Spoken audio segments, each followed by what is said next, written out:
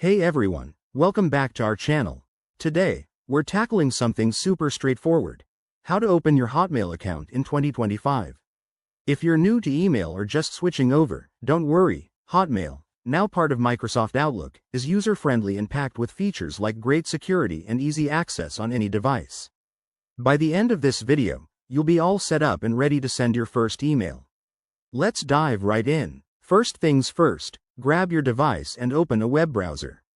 Head over to the official Microsoft website by typing in www.microsoft.com or simply searching for Outlook Sign Up on your favorite search engine. Once you're there, look for the Create Account or Sign Up button. It's usually front and center on the homepage. Click on that, and you'll be taken to a form where you can choose your email address.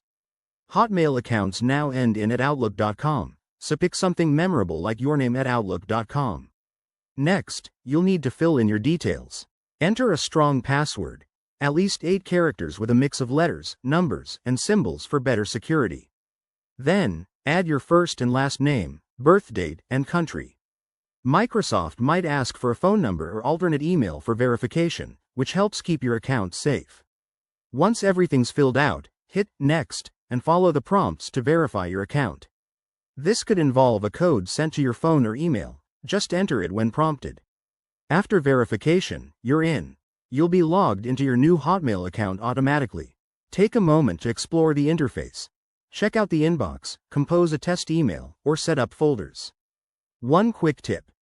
Enable two-factor authentication right away in the settings to add an extra layer of protection. If you run into any issues, like an error message, double-check your internet connection or try a different browser. And there you have it. Your Hotmail account is open and ready to go.